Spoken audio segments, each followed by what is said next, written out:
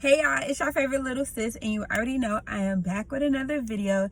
And honestly, I haven't done one of these like sit down and just talk about God videos in a little minute, so I really want to start getting back into that. So before I started recording, I was like, God, what do you want me to say? So I'm just going to say what I've been meditating on since last night. So yesterday was Sunday. Obviously I went to church. I attend Change Church here in Atlanta. And we had Dr. Jazz as our preacher yesterday because our pastor preached at TC. But I say all that to say, like, I've really been in my word within like the last 24 hours, just trying to like piece it all together and catch the different symbolism and this and that. I was gonna say this, that, and the third, but pretty much the thing that sticks out to me the most right now is the fact that I used to say like I am my ancestors' wildest dream, and I used to say it so lightly, or like I didn't put like much weight on it, just saying like, oh, I'm my ancestors' wildest dream, because I went to college and I got 2 degrees. But it's so much more than that, right? Like when I look at it, my anointing is way older than who I am, or the place that I am in life right now. And that's nothing of my own doing, right? I have been blessed to be born into a family of women who are anointed. And I think I said this in like a previous video of like where I like previously discredited like how anointed the women in my family were or are. And I just made it seem like they were damsels in distress. But now looking at it as a 29-year-old, I'm thinking like they really took steps in order for me to pick up the torch where I am now and continue to keep moving, right? And I feel like that's the same for my kids. So I'll say this much. I feel like my grandmother defeated the whole curse of domestic abuse in marriages, right?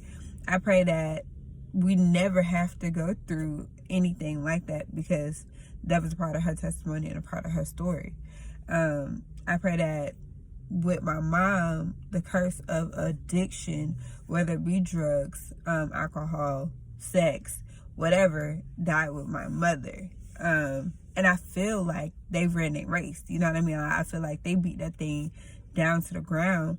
And so as much as I could come in and say, oh, I feel like I'm the one who's breaking the curse, well, I may not have broken the curse, but I'll reap the benefits. So when I'm sitting here saying, now when I look at it and I'm saying, oh, my ancestors' wildest dream, I am their wildest dream, because I will now be able to reap the benefit of the work that they put in. And that's not to be taken lightly. Like, somebody put skin in the game for you to be able to come in where you are right now and really pick it up and be able to run with it. You know what I mean? Like, I full-heartedly believe that when I get married, my marriage will be solid. It will be one built on love, on friendship.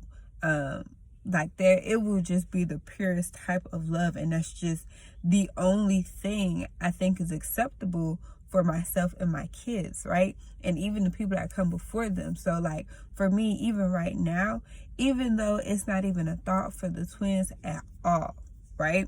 I'm standing in the gap for them right now. I'm praying for whoever their wife will be in the future. I done pray for her family. I pray God gives her parents what they need in order to pour into her right now where she is, right? That way when she comes and she meets them, that they're whole. But in the same sense, I'm praying for myself and their father to make sure that we're whole. So when we're pouring into them, they can step into marriage as whole people. And I just think that's so big and so beautiful, of really being able to say that you are your ancestors' wildest dream, and really being able to see how it manifests in your life and how big that is. And to take it a step further, I just really want to say that where I put down the torch at, the twins will be able to pick it up and run with it. And to me, that's so beautiful. And it makes me want to run my race even harder, right? I want to make sure that certain stuff they never, ever have to go through, or they never have to go through those issues or those challenges, because I've ran my race to the fullest, which pushes me to want to do better, to go harder for this season and the rest of my life, just period, right? One of the things that I've been noticing recently is that when I was younger, I used to have these certain like desires, or I used to be like, oh my gosh, I can't wait to do this, or I wish I had this, or whatever the case may be. And I think a lot of those like desires that were placed inside of me weren't for me to have specifically, but for me to begin to like and be interested in. That way when my kids get here on earth, their mom knew something about it, right? People always ask me, did you want to have twins? And I look people dead in the face and I be like, no, I wanted to be a twin. I wanted to be a twin so bad, right? But obviously that wasn't for me. That was for them. But I feel like that was like a soft indication of like, oh yeah, you'll have twins. Another one that there's like a few things that have been dropped in my spirit as a child or as a young adult, and I'm like, oh my gosh, I really want to do that. And now I'm looking at it and just watching the twins grow, I know that it was never for me, it was always for them, right? So when I was younger, I had this real like big desire to want to learn every word in the dictionary. I wanted to learn how to spell it. I used to make cards. I printed out every word. And I used to study these words, and I used to be like, I'm gonna win the spelling bee. I'm gonna be a spelling bee champion, and da-da-da-da. Granted, I didn't know how to be in a spelling bee. And I say that because like the schools that I went to didn't have spelling bees, so it wasn't like, oh, you would go to your school spelling bee and then you would go to the district bee and this and this. I was at Title I schools who didn't really have spelling bees, so I didn't have a way, or I didn't know how to get into them by my own strength. I also, just based off of different situations, I don't think it was one of those things that my parents found to be something that they could put into, and therefore, or even really thought it was something that I was like 110% interested in, because I'm a type of person where I get interested in a lot of stuff real quick, and it's kind of hard to decipher like what I'm serious about, because like I'm like, ooh this, ooh that, ooh this. But I will say like that was one of the things that I really used to like want to learn how to spell. And even now when people be like, oh, your vocabulary is so extensive, it's extensive because when I was younger, I used to like always ask how to spell words. I used to I remember waking my mom up at like 1 o'clock in the morning, asking her, girl, how do you spell excellent?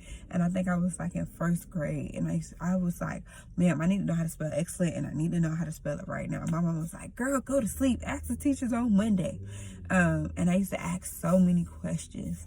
And that's because I really had a desire or a love for words, hence why I have an English degree. But I say that to say, I think one of my kids,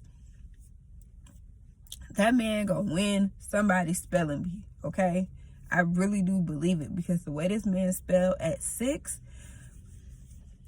I was like, okay, sir. And then the same thing with the other twin, right?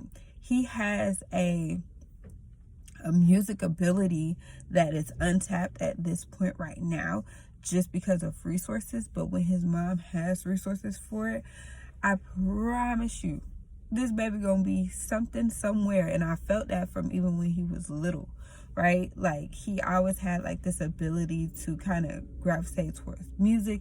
And if you know me, I love singing, but I can't sing a lick. And like, it's an ongoing joke in my family. It actually hurts my feelings, because I really do love singing that much, but it's just not in me, right? God didn't give me that ability, because if he gave it to me, I wouldn't do what my purpose is in life. And that's just the honest truth, right? Like, I have to be honest with myself. There's 2 things God didn't give me, and he knew not to give it to me because I would be big-headed. Like, if I could sing, I wouldn't be on track, baby. I would try and be somewhere, trying to be on stage, like out singing everybody, like, and I would never focus, right? But that's not to say that the music ability isn't inside this gene, this line. And I say all that to say that I am my ancestors' wildest dreams because they put in the work, and I'm picking up where they left off, and I'm moving forward. And my kids will be my wildest dreams because I'm going to put in so much work for them that when they get ready to pick up the torch and it's their time to move as an adult, they will be so much further than where I started as a kid, right? And they will be my wildest dreams because they will be able to step into rooms and be CEOs of Fortune 500 companies and be able to command the room like nobody's business, okay? Like, yeah, that's what I've been meditating on. Comment down below what you have been meditating on this week, and I will see y'all in my next video. Bye.